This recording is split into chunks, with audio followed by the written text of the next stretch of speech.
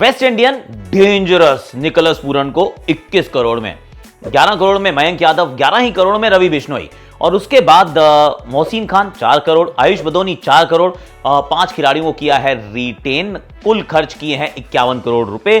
3 capped खिलाड़ी हैं, 2 uncapped खिलाड़ी हैं, यानी कि एक कैप्ड खिलाड़ी के लिए अभी भी बचा है आरटीएम का कार्ड। तो किसके लिए करेंगे इस्तेमाल?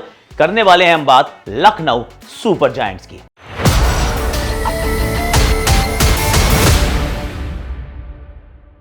हैशटैग आकाशवाणी में बात हम करने वाले हैं लखनऊ सुपर जायंट्स की। ऑफकोर्स पहले तो इस फ्रेंचाइज को थोड़ा समझने का अगर आप प्रयास करें तो सबसे महंगी फ्रेंचाइज, सबसे ज्यादा पैसे खर्च करके इस फ्रेंचाइज को खरीदा गया था, और जब खरीदा गया तो उसके बाद काफी चर्चा में भी रहे। हालांकि ये पहली बार नहीं है कि इस टीम के जो ओनर्स हैं उनका आईपीएल से पहला एसोसिएशन हो। Rising Pune Super Giant and then Giants के नाम की टीम पहले खेल चुकी है, फाइनल तक भी पहुंची थी। वो 2 साल का अरेंजमेंट था, वो समाप्त होता है, पर इस टीम के जो ओनर्स हैं उनका commitment with the sport and the IPL it further got establish. जब 2 नई टीम्स का चयन होना था, या वो जो ऑक्शन होनी थी, उसमें लखनऊ सुपर जायंट्स और गुजरात टाइटंस आते हैं, और सबसे महंगी टीम इस टूर्नामेंट के इतिहास की बन जाती है Lucknow super giants. And let's be fair, draft के अंदर कुछ खिलाड़ियों को पिक किया जाता है, जिसमें केएल राहुल होते हैं, बिश्नोई होते हैं, मार्कस स्टोइनिस होते हैं, और पहले 2 साल में लगातार क्वालिफाई करते हैं प्लेऑफ के लिए। इनफैक्ट अगर आप 3 ही साल का इस टीम का इतिहास है, 2 साल लगातार नंबर 3 पर थे, उससे आगे नहीं जा पाए, पर आप शुरुआत कर रहे हैं और अगर आप क्वालिफाई करते हैं फॉर द प्लेऑफ्स, मैं कहूँगा दोनों हाथ से थम्स अप है। तीसरे साल नंबर 7 पे फिनिश करते हैं, और उसके बाद होता है थोड़ा सा शेकअप।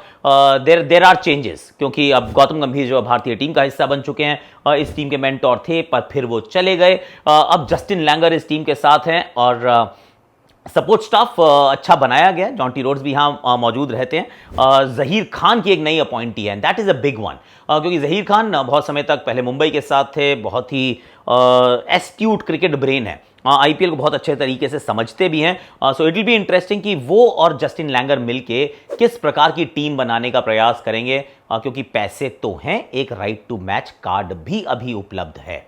इस टीम के वैसे छोटे से इतिहास में आपको पैटर्न्स ढूंढने का अगर प्रयास करेंगे तो आपको पता चलेगा कि बॉलर्स पे बहुत फोकस करते हैं। इनफैक्ट आप इनके 5 रिटेंशन वाले खिलाड़ियों को देखेंगे तो भी वही आपको थीम एंड थ्रेड नजर आएगा।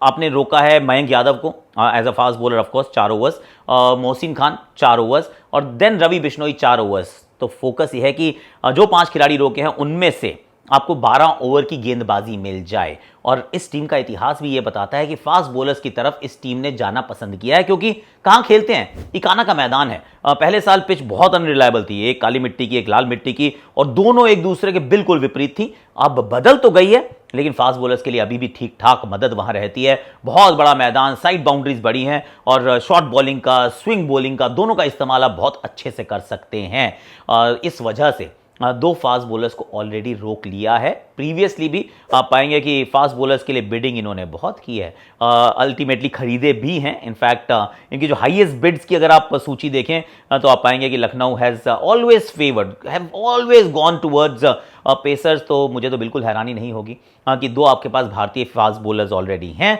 कम से कम एक और पेडिग्री वाला इंडियन फास्ट बॉलर, और उसमें काफी सारे आपके पास विकल्प रहेंगे। खासतौर से जब मैं ये इस लखनऊ की पिच के ऊपर थोड़ा सा तवज्जो देता हूं तो यहाँ पे शामी भी हैं, यहाँ पे भुवनेश्वर कुमार भी हैं, यहाँ दीपक चाहर भी हैं, हर्षल पटेल भी हैं। By the way last auction में भी ये हर्षल पटेल की तरफ काफी देर तक गए थे। शिवम मावी भी हैं, उसके बाद प्रसिद्ध कृष्णा, आवेश खान, खलील अहमद, मुकेश कुमार। आई थिंक एक इनमें से कोई फास्ट बॉलर इस टीम की तरफ मुझे जाता हुआ दिखता है। कोशिश तो पक्के से की जाएगी। ओवरसीज फास्ट बॉलर्स वो भी चाहिए रहेंगे, क्योंकि इनके पास रहे हैं, नवीन उल हक इनके पास रहे हैं, इनके पास पहले दुश्मंता चमीरा होते थे, उसके बाद मार्क वुड भी इस टीम ने अपने पास रखा काफ़ी समय तक।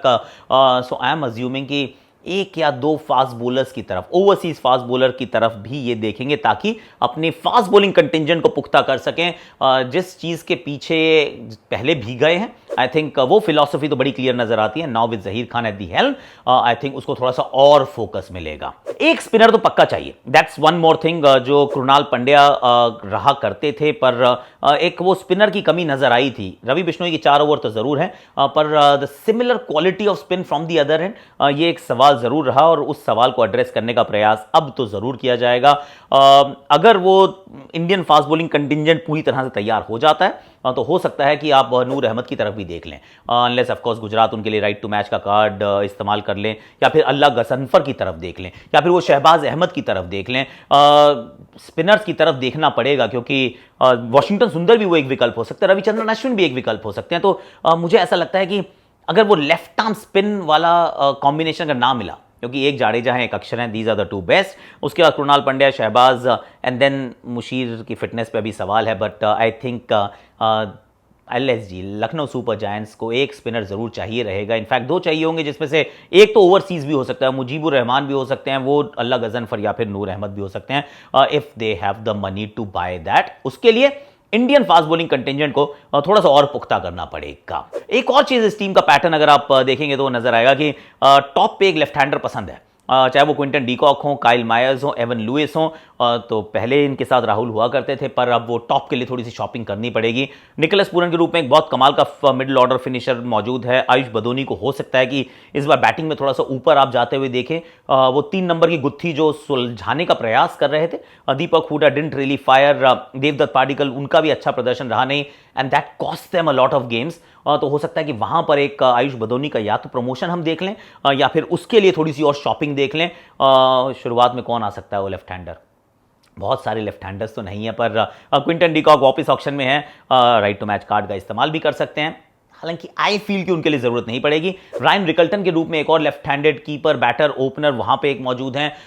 Then there is of course Ishan Kishan. अगर वो इंडियन मिल जाए तो बहुत अच्छी बात है, क्योंकि ईशान किशन इज ईशान किशन। और नीचे ऑफ कोर्स आपके पास मार्कस स्टोइनिस, आई थिंक जो राइट टू मैच कार्ड एक कैप्ड खिलाड़ी के लिए मौजूद है, वो मार्कस स्टोइनिस के लिए करना चाह सकते हैं, क्योंकि इस खिलाड़ी ने अच्छा किया। और शुरुआत में रिमेंबर जो फर्स्ट ड्राफ्ट भी जो था, जो ड्राफ्ट से पहले जो पिक करने थे, उसमें भी Marcus Stoinis was the choice. लगातार वो अच्छा करते रहे बल्ले के साथ। आईफील्ड की गेंद के साथ थोड़ा और बेहतर इस्तेमाल इनका किया जा सकता था, पर now that he is back at the auction, अगर पंजाब यानी कि रिकी पॉन्टिंग अगर वो बहुत ज़्यादा अग्रेसिवली ना जाएं और बहुत ज़्यादा महंगा ना पड़े, तो मुझे लगता है कि मार्कस स्टोइनिस को रोकने का प्रयास ज़रूर करना चाहिए, क्योंकि वो नीचे बैटिंग में बहुत ज़्यादा क्वालिटी आपको इस ऑक्शन में नहीं मिलने वाली है। So you have to play your cards accordingly. और ऊपर हो सकता है आपको, चाहे फिर आप जॉस बटलर को देखें, आप जॉनी बेस्टो को देखें, आप लियम लिविंगस्टन को देखें, आप फिल सॉल्ट को देखें, आप ईशानदार किशन को देखें, देयर प्लेंटी ऑफ ऑप्शन। वो टॉप ऑर्डर के लिए काफ़ी हैं, नीचे बैटिंग करने वाली थोड़ी सी कम है। देयरफॉर आई फील कि मार्कस स्टोइनिस के लिए राइट टू मैच कार्ड का इस्तेमाल करना तो चाहिए। आई थिंक ये एक एक्चुअली इस प्रकार का मुझे एक ऑप्शन होता हुआ नजर आ रहा है लखनऊ सुपर जायंट्स के दृष्टिकोण से, कि फास्ट बॉलर्स दिल गो हार्ड, खासतौर से कुछ ओवरसीज, एक Indian definitely and couple of overseas, एक spinner, it could be anyone, वो सुंदर भी हो सकते हैं, अश्विन भी हो सकते हैं, वो चाहल भी हो सकते हैं। In fact 2 leg spinners, why not, दोनों एक दूसरे से बहुत डिफरेंट हैं, या फिर शहबाज हो सकते हैं। I mean there plenty of those options available.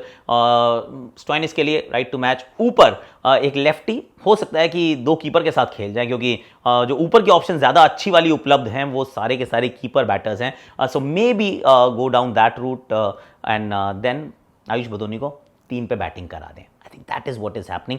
69 crore rupees is a lot of money, यानी कि 1 या 2 ऐसे खिलाड़ी जरूर होंगे जो इस टीम को अगर चाहिए होंगे तो 100% मिल भी जाएंगे। Do let me know your thoughts कि आपको क्या लगता है कि लखनऊ सुपर जायंट्स क्या करने वाली है, क्योंकि कंसिस्टेंट अगर फ्रेंचाइज रही है इसका मतलब they get their auctions right, पर will they get this auction right? That is a big question, क्योंकि बड़ा ऑक्शन सही होना इज क्रिटिकल।